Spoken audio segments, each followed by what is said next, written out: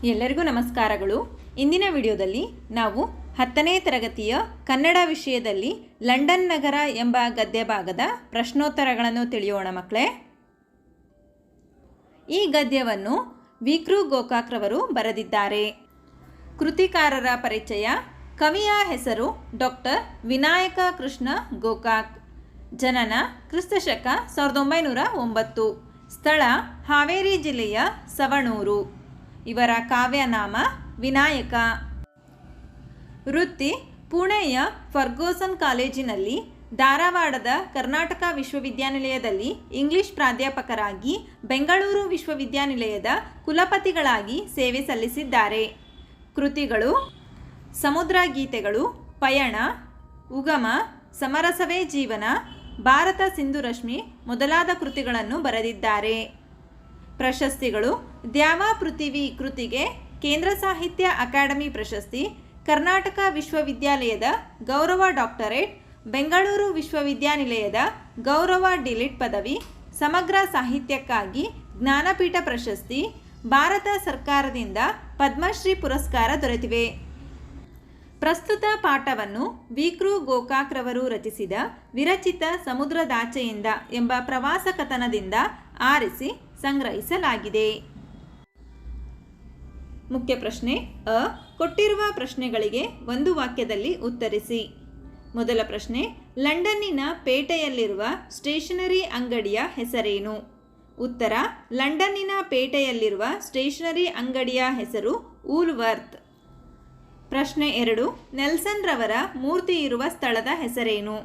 ಉತ್ತರ: ನೆಲ್ಸನ್ ರವರ ಮೂರ್ತಿ ಇರುವ ಸ್ಥಳದ ಹೆಸರು ಟ್ರಾಫಲ್ಗಾರ್ ಸ್ಕ್ವೇರ್. ಪ್ರಶ್ನೆ 3: ವೆಸ್ಟ್ ಮಿನಿಸ್ಟರ್ ಅಬೆ ಯಾರ ಸ್ಮಾರಕವಾಗಿದೆ? ಉತ್ತರ: ವೆಸ್ಟ್ ಮಿನಿಸ್ಟರ್ ಅಬೆ ಸತ್ತು ಹೋಗಿರುವ ಸಂತ ಸಾರ್ವಭೌಮರು ಹಾಗೂ ಕವಿ ಪುಂಗವರ ಸ್ಮಾರಕವಾಗಿದೆ. ಪ್ರಶ್ನೆ 4: ಆಂಗ್ಲ ಸಾಮ್ರಾಜ್ಯದ ವೈಭವ ಕಂಡುಬರುವ ಓಣಿ ಯಾವುದು? ಉತ್ತರ: ಚೇರಿಂಗ್ ಕ್ರಾಸ್ ಎಂಬ ಓಣಿ ಆಂಗ್ಲ ಸಾಮ್ರಾಜ್ಯದ ವೈಭವ ಕಂಡುಬರುವ ಓಣಿಯಾಗಿದೆ. ಮುಖ್ಯ ಪ್ರಶ್ನೆ ಆ. ಕೊಟ್ಟಿರುವ ಪ್ರಶ್ನೆಗಳಿಗೆ 2-3 ವಾಕ್ಯಗಳಲ್ಲಿ ಉತ್ತರಿಸಿ. ಮೊದಲ ಪ್ರಶ್ನೆ: ವೂಲ್ವರ್ತ್ ಅಂಗಡಿಯಲ್ಲಿ ಸಿಗುವ ವಸ್ತುಗಳಾವುವು? ಉತ್ತರ: ವೂಲ್ವರ್ತ್ ಎಂಬ ಅಂಗಡಿಯಲ್ಲಿ ಬೂಟು, ಕಾಲುಚೀಲ, ಚಣ್ಣ, ಸಾಬೂನು, ಔಷಧ, ಪುಸ್ತಕ, ಅಡುಗೆಯ ಪಾತ್ರೆ, ಎಲೆಕ್ಟ್ರಿಕ್ ದ್ವೀಪದ ಸಾಮಾನು, ಫೋಟೋ, ಅಡವಿಯ ಹೂವು, ಯುದ್ಧ ಸಾಮಗ್ರಿಗಳು ಎಲ್ಲವೂ ಇಲ್ಲಿ ದೊರೆಯುತ್ತವೆ. ಪ್ರಶ್ನೆ 2: ಲಂಡನ್ನಿನ ಹೆಣ್ಣು ಮಕ್ಕಳು ಯಾವ ಯಾವ ಕೆಲಸದಲ್ಲಿ ನಿಯುಕ್ತರಾಗಿರುತ್ತಾರೆ? ಉತ್ತರ: ಲಂಡನ್ನಿನ ಎಲ್ಲ ಅಂಗಡಿಗಳಲ್ಲಿ ಸಾಮಾನ್ಯವಾಗಿ ಸ್ತ್ರೀಯರೇ ಕೆಲಸ ಮಾಡುತ್ತಾರೆ. ಉಪಹಾರ ಗೃಹಗಳಲ್ಲಿ ಸ್ತ್ರೀಯರು ಇರುತ್ತಾರೆ. ದೊಡ್ಡ ಅಂಗಡಿಗಳಲ್ಲಿ ಟೈಪಿಸ್ಟ್, ಕಾರಕೂನ ಸಹ ಒಬ್ಬ ಹೆಣ್ಣು ಮಗಳು. ಸಿನಿಮಾ ಗೃಹದಲ್ಲಿ ಬಂದವರಿಗೆ ಜಾಗ ಹುಡುಕಿ ಕೊಡುವವರು ಸ್ತ್ರೀಯರಾಗಿದ್ದಾರೆ. ಕಾಲೇಜಿನಲ್ಲಿ ವಿದ್ಯಾರ್ಥಿನಿಯರ ಅನುಕೂಲಕ್ಕಾಗಿ ಸಿಪಾಯಿಣಿಯರನ್ನು ನೇಮಿಸಿದ್ದಾರೆ. ಪ್ರಶ್ನೆ 3: ಟೊಪ್ಪಿಗೆಯ ವಿಶೇಷತೆಯನ್ನು ಲೇಖಕರು ಹೇಗೆ ದಾಖಲಿಸಿದ್ದಾರೆ? ಉತ್ತರ: ಲಂಡನ್ನಿನ ಹೆಣ್ಣು ಮಕ್ಕಳ ಟೊಪ್ಪಿಗೆಯನ್ನು ಲೇಖಕರು ಕುತೂಹಲದಿಂದ ನೋಡಿದರು. ಒಂದು ಟೊಪ್ಪಿಗೆಯಂತೆ ಇನ್ನೊಂದಿರುವುದಿಲ್ಲ. ಸಿಕ್ಕಿಸಿದ ಪುಚ್ಚವಾದರೂ ಕನಿಷ್ಠ ಪಕ್ಷಕ್ಕೆ ಬೇರೆಯಾಗಿರುತ್ತದೆ. ಕೋಟ್ಯಾವಧಿ ಟೊಪ್ಪಿಗೆಗಳನ್ನು ಬೇಕಾದರೆ ಪರೀಕ್ಷಿಸಿ ಇದನ್ನು ಮನಗಾಣಬಹುದು. ಮನುಷ್ಯನಂತೆ ಟೊಪ್ಪಿಗೆಯಲ್ಲವೇ, ಒಬ್ಬ ಮನುಷ್ಯಳಂತೆ ಇನ್ನೊಬ್ಬಳಿಲ್ಲ ಎಂದು ಲೇಖಕರು ಟೊಪ್ಪಿಗೆಯ ವಿಶೇಷತೆಯನ್ನು ದಾಖಲಿಸಿದ್ದಾರೆ. ಪ್ರಶ್ನೆ 4: ಪೋಯೆಟ್ ಕಾರ್ನರ್ನಲ್ಲಿ ಯಾವ ಯಾವ ಕವಿಗಳ ಸಮಾಧಿಗಳಿವೆ? ಉತ್ತರ: ಪೋಯೆಟ್ ಕಾರ್ನರ್ನಲ್ಲಿ Kipling, Hardy, Macaulay, Johnson, Goldsmith, Dryden, Ben Johnson, Wordsworth ಕವಿಗಳ ಸಮಾಧಿಗಳಿವೆ. ಪ್ರಶ್ನೆ 5: ಸಾಮ್ರಾಟರ ರಾಜ್ಯಾಭಿಷೇಕವಾಗುವ ಸಿಂಹಾಸನದ ಮೇಲಿರುವ ಕಲ್ಲುಪಾಟಿಯ ವಿಶೇಷತೆ ಏನು? ಉತ್ತರ: ಸಾಮ್ರಾಟರ ರಾಜ್ಯಾಭಿಷೇಕವಾಗುವ ಅವರ ಸಿಂಹಾಸನದ ಮೇಲೆ ಒಂದು ಕಲ್ಲುಪಾಟಿಯನ್ನು ಹಾಕುತ್ತಾರೆ. ಪಟ್ಟಾಭಿಷೇಕವಾಗುವಾಗ ಮಾತ್ರ ಸಾಮ್ರಾಟರು ಇದರ ಮೇಲೆ ಕೂಡಬೇಕು. ಈ ಶಿಲೆಯನ್ನು ಒಳಗೊಂಡ ಸಿಂಹಾಸನವು ವೆಸ್ಟ್ ಮಿನಿಸ್ಟರ್ ಮಂದಿರದಲ್ಲಿಯ ಒಂದು ಭಾಗದಲ್ಲಿದೆ. ಸ್ಟೋನ್ ಆಫ್ ಸ್ಕೋನ್ ಇದರ ಹೆಸರು. 3ನೇ ಎಡ್ವರ್ಡನು ಸ್ಕಾಟ್ಲೆಂಡಿನ ಅರಸರಿಂದ ಇದನ್ನು ಕಿತ್ತುಕೊಂಡು ಬಂದಂತೆ ಕಾಣುತ್ತದೆ. ಅಂದಿನಿಂದ ಎಲ್ಲ ಸಾಮ್ರಾಟರ ಅಭಿಷೇಕವು ಈ ಕಲ್ಲಿನ ಮೇಲೆಯೇ ಆಗಿದೆ.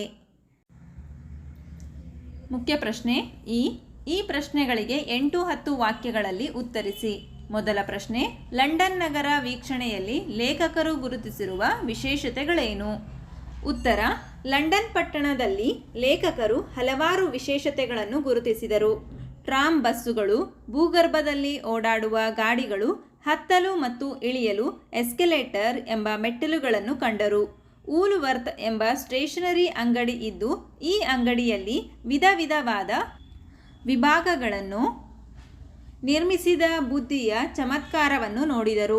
ಪ್ರಾಚೀನ ಮಹಾಕಾವ್ಯದಂತೆ ಇದೊಂದು ಮಹಾಕೋಶವಾಗಿದೆ ಎಂದು ಹೇಳಿದರು. ಗಂಡಿಗಿಂತ ಸ್ತ್ರೀಯರು ಹೆಚ್ಚಿನ ಕೆಲಸ ಮಾಡುತ್ತಾರೆಂದು ಗಮನಿಸಿದರು. ಇಂಡಿಯಾ ಆಫೀಸ್ ಹಾಗೂ ವಾಚನಾಲಯಗಳನ್ನು ಗಮನಿಸಿದರು. ಸ್ಟ್ರಾಂಡ್ದಲ್ಲಿಯ ಸ್ಯಾವಿಯೋಯ್ ಸಿಂಪಿಗಳನ್ನು ನೋಡಿದರು. ಜೊತೆಗೆ 50 ಶೀಲಿಂಗಿನ ಸಿಂಪಿಗಳು ಎಂಬ ಒಂದು ಸಂಸ್ಥೆಯ ಶಾಖೆಯನ್ನು ಗಮನಿಸಿದರು.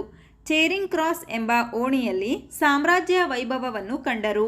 ಇಂಡಿಯಾ ಆಫೀಸ್ ಹತ್ತಿರ ಆಫ್ರಿಕನ್ ಕಚೇರಿ, ಇನ್ನೊಂದು ಹೊಸ ವಸಾಹತಿನ ಕಚೇರಿ, 108 ಬ್ಯಾಂಕುಗಳು, ದೊಡ್ಡ ಕಂಪನಿಗಳ ಕಚೇರಿಗಳು ಎಲ್ಲವೂ ದಂಗುಬಡಿಸುವಂತೆ ನೆರೆದಿರುವುದನ್ನು ಕಂಡರು. ನಗರದ ಮೂಲೆ ಮೂಲೆಗೆ ಇತಿಹಾಸ ಪ್ರಸಿದ್ಧ ಮಹಾಪುರುಷರ ಶಿಲಾ ಪ್ರತಿಮೆಗಳಿರುವುದನ್ನು, ಇಲ್ಲಿ ಹೆಣ್ಣು ಮಕ್ಕಳ ಟೊಪ್ಪಿಗೆಯು ಒಂದು ಇದ್ದಂತೆ ಇನ್ನೊಂದು ಇರುವುದಿಲ್ಲ ಎಂಬುದನ್ನು ಗಮನಿಸಿದರು. ವೆಸ್ಟ್ ಮಿನಿಸ್ಟರ್ ಅಬೆ ಎಂಬ ಪ್ರಾರ್ಥನಾ ಮಂದಿರವಿದ್ದು ಇದು ಕನಿಷ್ಠ 1000 ವರ್ಷದಷ್ಟು ಪುರಾತನ ಮಂದಿರ. ಅಲ್ಲಿ ಸಾರ್ವಭೌಮರು, ಕವಿಪುಂಗರು, ವಿಜ್ಞಾನಿಗಳ ಸ್ಮಾರಕವಿದೆ. ಪೊಯೆಟ್ಸ್ ಕಾರ್ನರ್, ವೈಜ್ಞಾನಿಕ ಮೂಲೆ, ಅರಸರ ಅರಮನೆ ಇದೆ.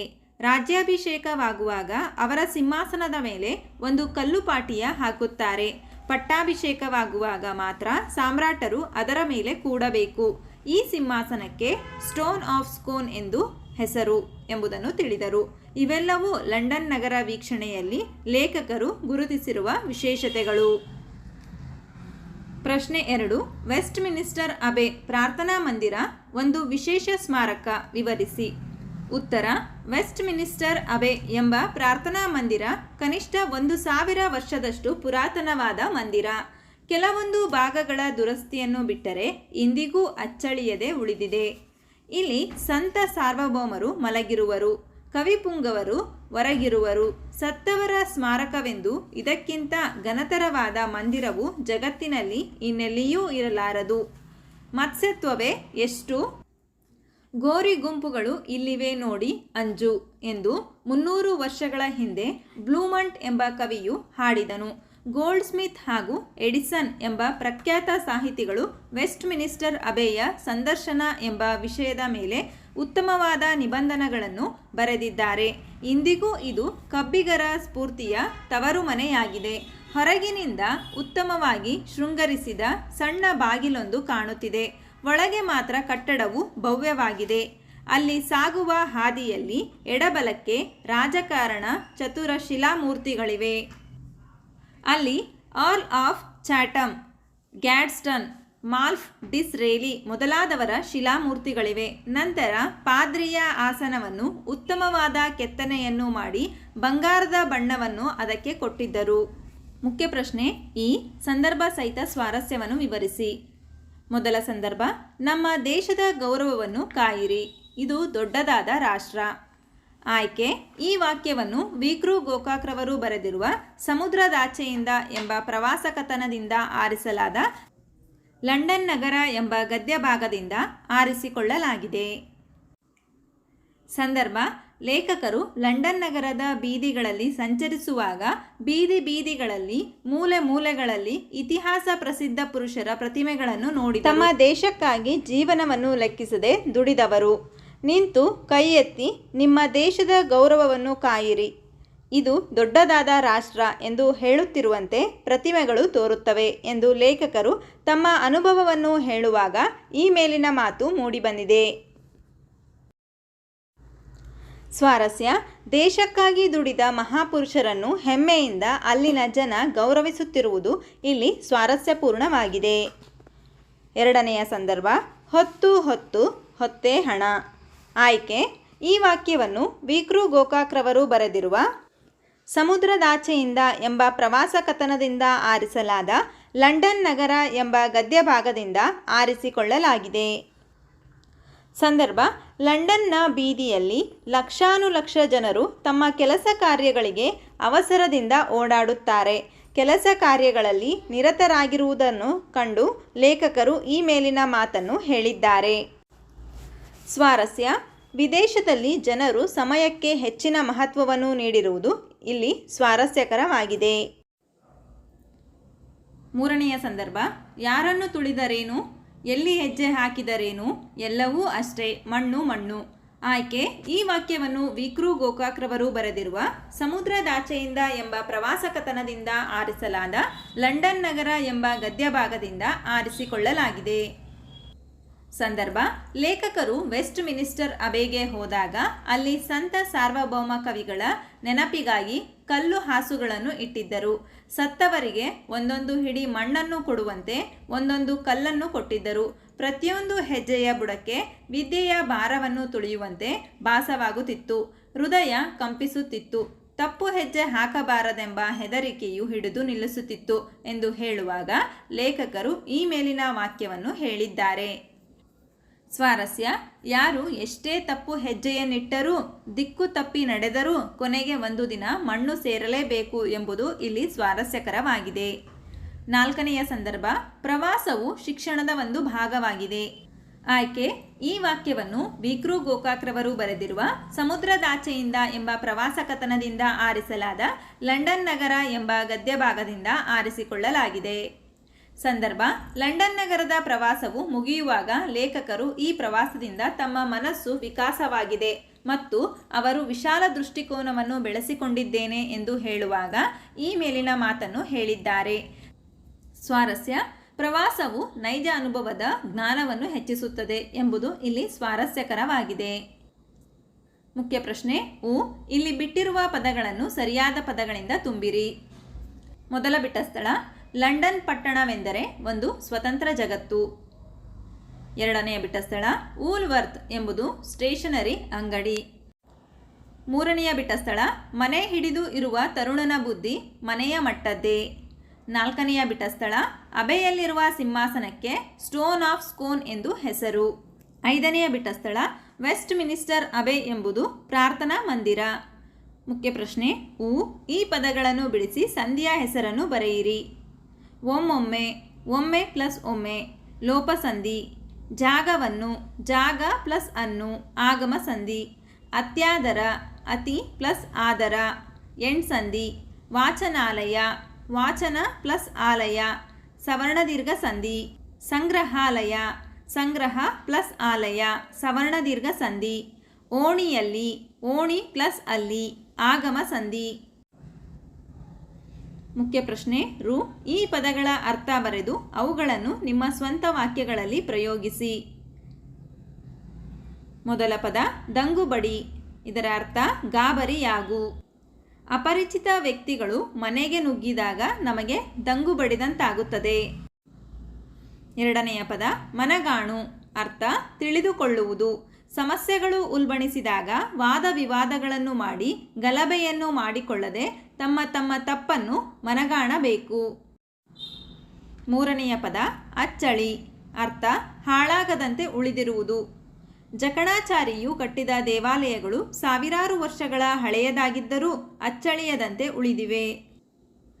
ನಾಲ್ಕನೆಯ ಪದ ದುರಸ್ತಿ. ಅರ್ಥ ಸರಿಪಡಿಸುವುದು. ರಸ್ತೆಗಳಲ್ಲಿ ಗುಂಡಿಗಳು ಬಿದ್ದು ರಸ್ತೆ ಅಪಘಾತಗಳಾಗುವ ಸಂಭವ ಇರುತ್ತವೆ. ಹಾಗಾಗಿ ರಸ್ತೆಗಳು ಹಾಳಾಗಿದ್ದರೆ ದುರಸ್ತಿ ಕಾರ್ಯಗಳನ್ನು ಮಾಡಬೇಕು. ಐದನೆಯ ಪದ ಘನತರ. ಅರ್ಥ ದೊಡ್ಡದಾದ. ಅಂಬೇಡ್ಕರ್ ಅವರು ಭಾರತದ ಸಂವಿಧಾನದ ರಚನೆಯನ್ನು ಮಾಡುವುದರ ಮೂಲಕ ಭಾರತಕ್ಕೆ ಘನತರ ಕಾರ್ಯವನ್ನು ಮಾಡಿದ್ದಾರೆ. ಆರನೆಯ ಪದ ನಿಟ್ಟಿಸಿ ನೋಡು. ಅರ್ಥ ದಿಟ್ಟಿಸಿ ನೋಡುವುದು. ಭೀಮ ಮತ್ತು ದುರ್ಯೋಧನರಿಬ್ಬರು ಒಬ್ಬರನ್ನೊಬ್ಬರು ನಿಟ್ಟಿಸಿ ನೋಡುತ್ತಾ ಕಾಳಗಕ್ಕೆ ಇಳಿಯುತ್ತಾರೆ. ಏಳನೆಯ ಪದ ಮೂಲೆಗೊತ್ತು. ಅರ್ಥ ಬಳಸದೇ ಇರುವುದು.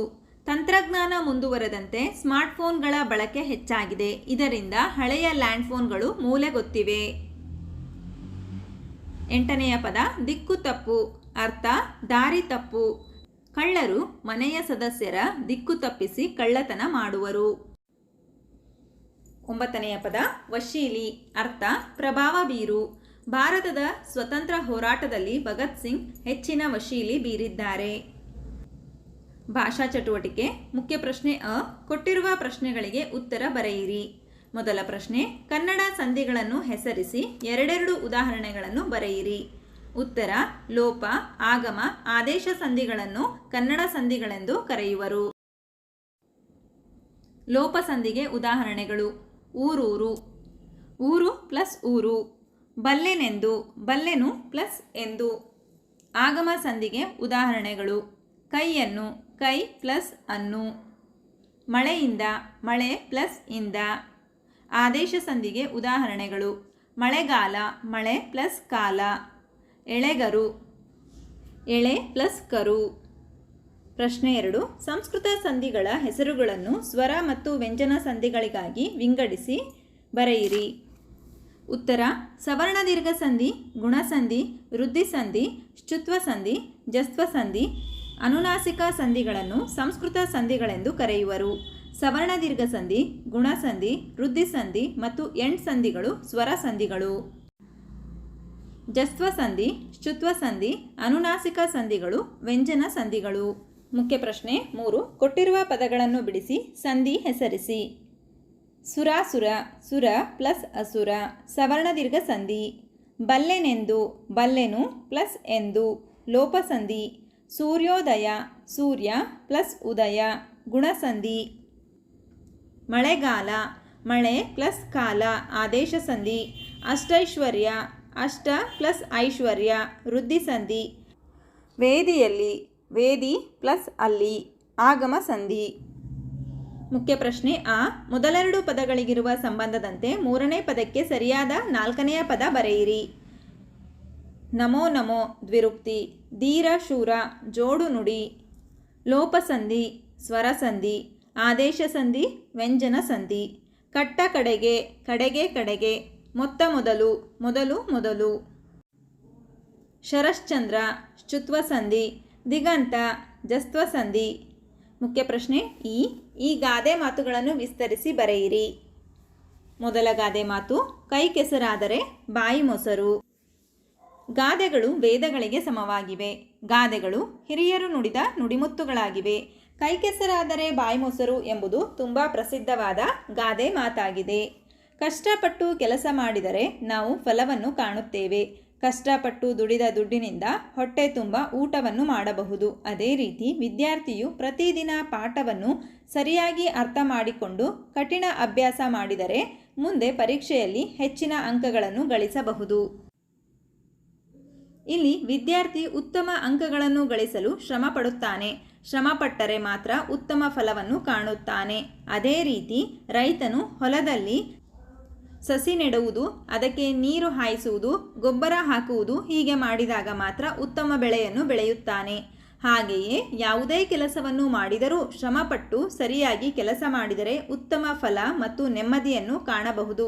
ಇಲ್ಲಿ ಪ್ರಮುಖವಾಗಿ ಅರ್ಥವಾಗುವುದೇನೆಂದರೆ ಶ್ರದ್ಧೆಯಿಂದ ಶ್ರಮವಹಿಸಿ ಕೆಲಸ ಕಾರ್ಯಗಳನ್ನು ಮಾಡಿದರೆ ಸುಖ, ಶಾಂತಿ, ನೆಮ್ಮದಿಯನ್ನು ಕಾಣಬಹುದು. ಹಿಡಿದ ಕೆಲಸವನ್ನು ದೃಢ ಸಂಕಲ್ಪದಿಂದ ಮಾಡುವುದೇ ಯಶಸ್ಸಿನ ಗುರಿಯಾಗಿದೆ. ಉತ್ಸಾಹದಿಂದ, ಕಠಿಣ ಪರಿಶ್ರಮದಿಂದ ಮಾಡಿದ ಕೆಲಸವು ಜೀವನದ ಮೌಲ್ಯಗಳನ್ನು ತಿಳಿಸುತ್ತದೆ. ವ್ಯಕ್ತಿ ಇತರರ ಮೇಲೆ ಅವಲಂಬಿತನಾಗದೆ ತಾನೇ ಸ್ವತಃ ಪ್ರಾಮಾಣಿಕವಾಗಿ ಕಷ್ಟಪಟ್ಟು ಕೆಲಸ ಮಾಡಬೇಕು. ಆಗ ಮಾತ್ರ ಅವನು ಯಾವುದೇ ಕ್ಷೇತ್ರದಲ್ಲಾದರೂ ಯಶಸ್ಸನ್ನು ಸಾಧಿಸಬಹುದು. ಎರಡನೆಯ ಗಾದೆ ಮಾತು: ಕುಂಬಾರನಿಗೆ ವರುಷ, ದೊಣ್ಣೆಗೆ ನಿಮಿಷ. ಗಾದೆಗಳು ವೇದಗಳಿಗೆ ಸಮವಾಗಿವೆ. ಗಾದೆಗಳು ಹಿರಿಯರು ನುಡಿದ ನುಡಿಮುತ್ತುಗಳಾಗಿವೆ. ಕುಂಬಾರನಿಗೆ ವರುಷ, ದೊಣ್ಣೆಗೆ ನಿಮಿಷ ಎಂಬುದು ತುಂಬ ಅರ್ಥಪೂರ್ಣವಾದ ಗಾದೆ ಮಾತಾಗಿದೆ. ಕುಂಬಾರ ಒಂದು ಮಡಿಕೆಯನ್ನು ಮಾಡಲು ಅದಕ್ಕೆ ಬೇಕಾದ ಮಣ್ಣನ್ನು ತಂದು ನೀರು ಹಾಕಿ ಚೆನ್ನಾಗಿ ಹದ ಮಾಡಿಕೊಂಡು ಚಕ್ರಕ್ಕೆ ಹಾಕಿ ತಿರುಗಿಸಿ ಒಂದು ರೂಪವನ್ನು ಕೊಡುತ್ತಾನೆ. ನಂತರ ಆ ಮಡಿಕೆಯನ್ನು ಒಣಗಿಸಿ ಸರಿಯಾಗಿ ಒಲೆಯಲ್ಲಿ ಸುಡುತ್ತಾನೆ. ಆಗ ಉತ್ತಮ ರೀತಿಯ ಮಡಿಕೆ ತಯಾರಾಗುತ್ತದೆ. ಕುಂಬಾರನಿಗೆ ತಾಳ್ಮೆ ಮತ್ತು ಜಾಗರೂಕತೆ ಇದ್ದಾಗ ಮಾತ್ರ ಮಡಿಕೆ ಮಾಡಲು ಸಾಧ್ಯ. ಇಲ್ಲವಾದರೆ ಮಡಿಕೆ ಸರಿಯಾದ ರೂಪ ಪಡೆಯದೇ ಇರಬಹುದು. ಇಲ್ಲಿ ಕುಂಬಾರನು ಮಡಿಕೆ ಮಾಡಲು ಸಾಕಷ್ಟು ಸಮಯವನ್ನು ತೆಗೆದುಕೊಂಡು ಕಷ್ಟಪಟ್ಟಿರುತ್ತಾನೆ. ಆದರೆ ಆ ಮಡಿಕೆಯನ್ನು ಒಂದು ದೊಣ್ಣೆಯಿಂದ ಕ್ಷಣ ಮಾತ್ರದಲ್ಲಿಯೇ ಒಡೆದು ಹಾಕಬಹುದು.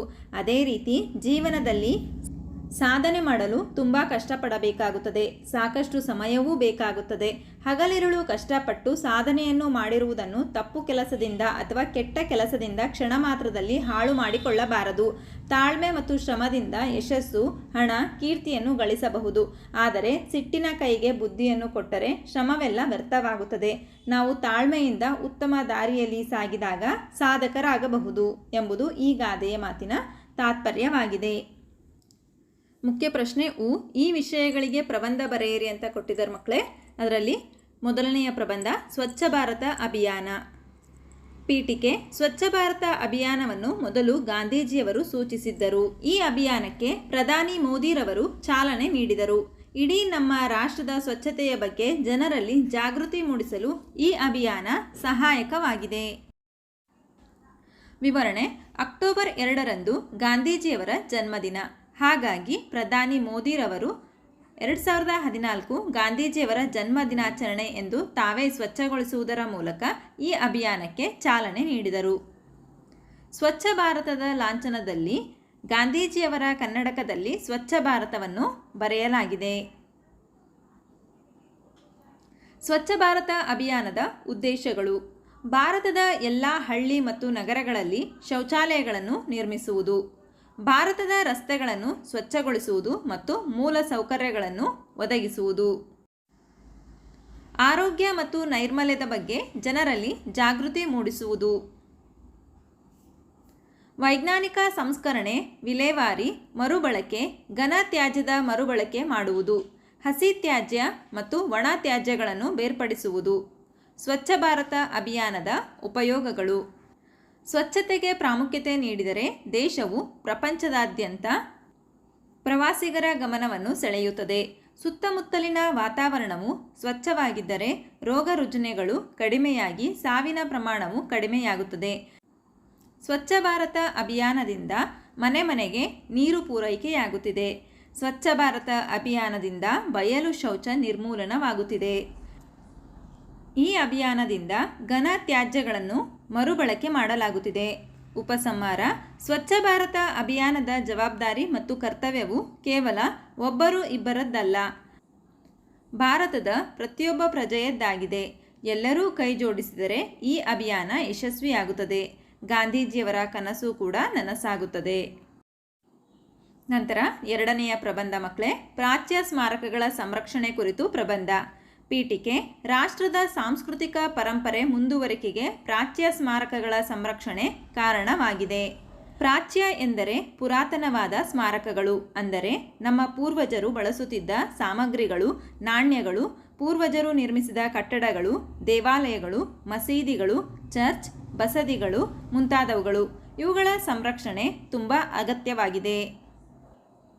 ವಿವರಣೆ: ನಮ್ಮ ಪೂರ್ವಜರ ಸಾಧನೆಗಳನ್ನು ಹಾಗೂ ಗತಕಾಲದ ಒಳನೋಟವನ್ನು ತಿಳಿಯಲು ಪ್ರಾಚ್ಯ ಸ್ಮಾರಕಗಳು ತುಂಬ ಅವಶ್ಯಕ.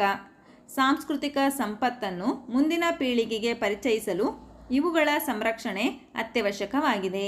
ಪ್ರಾಚ್ಯ ಸ್ಮಾರಕಗಳೊಂದಿಗೆ ನಮಗೆ ಭಾವನಾತ್ಮಕ ಸಂಬಂಧವಿದೆ. ಪ್ರಾಚ್ಯ ಸ್ಮಾರಕಗಳು ಕೇವಲ ಕಟ್ಟಡಗಳಲ್ಲ, ಇವು ಕಥೆಗಳು, ಕಲೆ ಮತ್ತು ಜ್ಞಾನದ ಭಂಡಾರಗಳಾಗಿವೆ. ನಾಗರಿಕತೆಯ ಸಾಂಸ್ಕೃತಿಕ, ಧಾರ್ಮಿಕ ಮತ್ತು ವಾಸ್ತುಶಿಲ್ಪದ ಸಾಧನೆಗಳನ್ನು ತಿಳಿಯಲು ಇವು ಸಹಾಯಕವಾಗಿವೆ.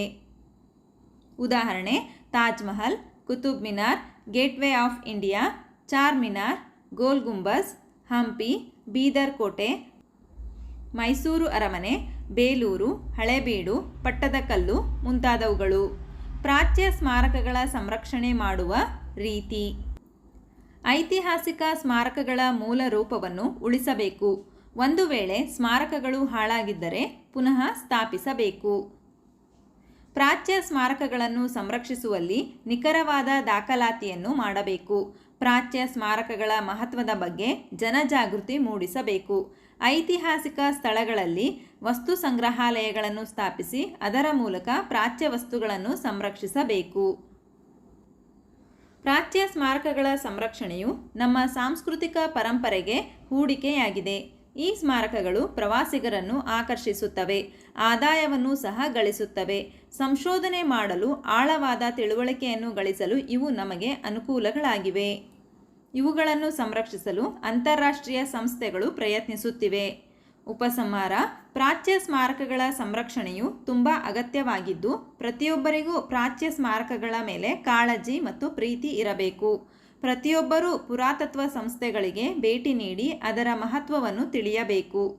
ಸ್ಮಾರಕಗಳ ಕುರಿತು ಇತಿಹಾಸವನ್ನು ತಿಳಿಯಬೇಕು. ಇವುಗಳ ಸಂರಕ್ಷಣೆಯು ಎಲ್ಲರ ಜವಾಬ್ದಾರಿಯಾಗಿದೆ. ಮೂರನೆಯ ಪ್ರಬಂಧ ರಾಷ್ಟ್ರೀಯ ಭಾವೈಕ್ಯತೆ ಕುರಿತು ಪ್ರಬಂಧ. ಪೀಠಿಕೆ: ವಿವಿಧ ಸಾಮಾಜಿಕ ಸಾಂಸ್ಕೃತಿಕ ಗುಂಪುಗಳು ಒಂದನ್ನೊಂದು ಸಹಕಾರದಿಂದ ಬಾಳ್ವೆ ನಡೆಸುವುದೇ ರಾಷ್ಟ್ರೀಯ ಭಾವೈಕ್ಯತೆಯಾಗಿದೆ.